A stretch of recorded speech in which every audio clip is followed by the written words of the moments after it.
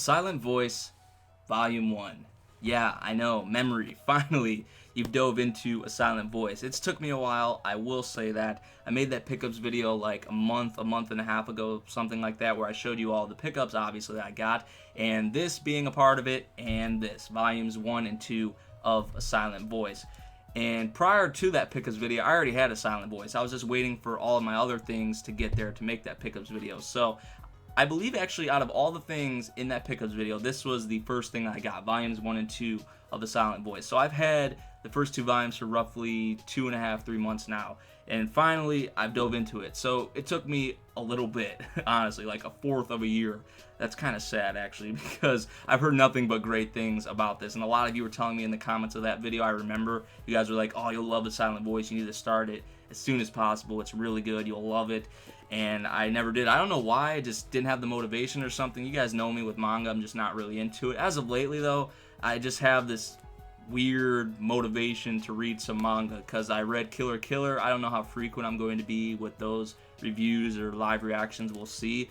But I'm talking about A Silent Voice, the first volume. This is just going to be like a first impressions, first quick thoughts, because I don't want this to be like a 15-20 minute video or anything like that. You guys know me, I usually stay in the 5 to 10 minute range, and pretty sure most of you already read this. There's like 7 volumes, I believe, 64 chapters in total. There's 5 chapters, I believe, in this first volume, and most of you have probably already read it, like I said, so you probably already know what's going on. But we have a boy named Shoya, who I'm going to say, as of right now, as I'm making this video right now, I hate the dude. I really hate the dude, but I do see some change coming with him.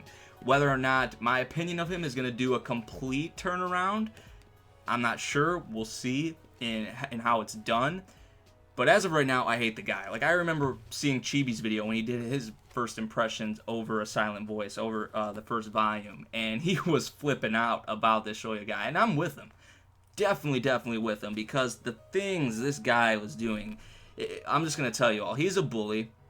He's like the class clown. He's a daredevil. He's a show-off. He has this group of friends. He wants to be like the main guy of the group. He wants all of his friends to look up to him, follow the leader. Pretty much that's what it is. You jump in the river, I'll jump in the river. That's what we had going on in this first volume. And we have a girl named Shoko. So we have our two main characters, Shoya, and we have Shoko. Shoko is deaf, and originally, before she actually comes to Shoya's school, she is bullied for being deaf. So she transfers schools, comes to Shoya's school, where her mother thinks she's going to have an easier time. People are going to understand her. She's not going to get bullied, and that was not the case at all, because Shoya bullies her. Yeah, and the things he was doing to her in this first volume, my goodness. Like, if I was at that school, I think it was elementary school at the time it was happening, but even so, in elementary school, I would have at least done something to this guy. Like, I probably would have beat his ass, honestly, even in elementary school. Like, I'm not even kidding, I probably would have. I can't really say I can't go back in the past or anything, but I probably would, honestly.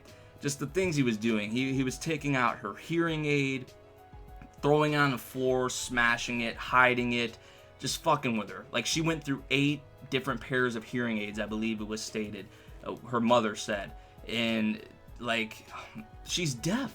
She is deaf. He would take her notebook that she used to communicate with other students. He would throw it. He would throw it in water. He would just throw it out of her hands, smack it out of her hands. That's the only way she can communicate with people. And she can't even speak right to begin with, even when she does speak.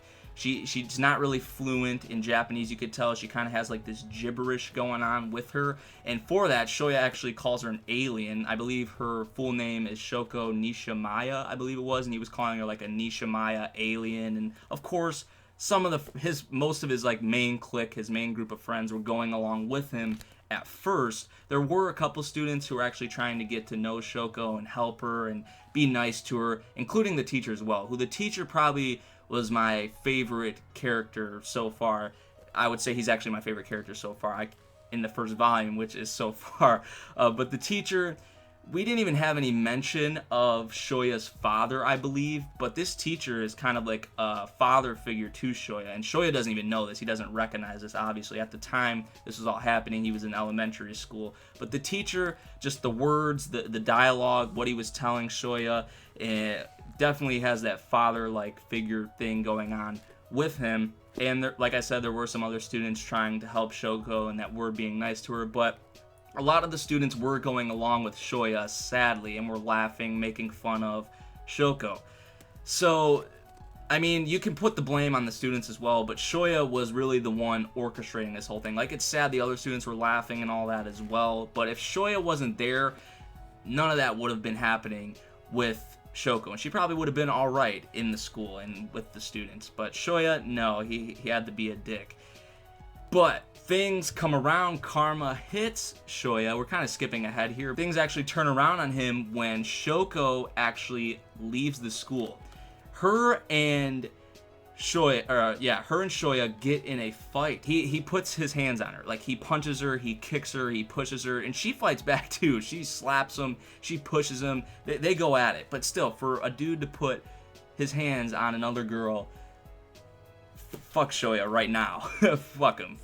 The dude is, he is a dick. He really is. But after this happens, Shoko leaves the school again. So she left the original school she was at to come to Shoya's school.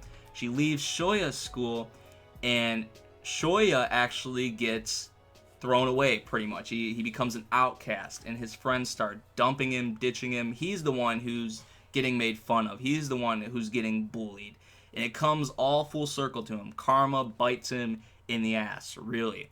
And 6 years passes, and Shoya actually meets Shoko again. And this is sort of where the volume ends, the 5th chapter ends. They meet up again. What the hell is going to happen now? I'm going to dive into this very, very soon, trust me. Because I think we will see some change with Shoya. I don't know how immediate it's going to be, if there is any change, but I definitely see him trying to at least make attempts to make things right with Shoko. Will it work? Is it too late? I don't know. We'll see. But after this first volume of A Silent Voice, I'm really impressed. You guys were right. This is so freaking good. And it's sort of a short read as well as a whole, so I'm definitely going to finish this very, very soon. I don't know if I'm going to do like volume by volume reviews. I just wanted to get like my first impressions out there for A Silent Voice. That's about it. Let me know your thoughts on A Silent Voice. I know most of you have probably read it already, so this is like nothing new to you all, but just wanted to get this out there because I really wanted to talk about it. Let me know what you all thought of the video. Thank you for watching. Peace out.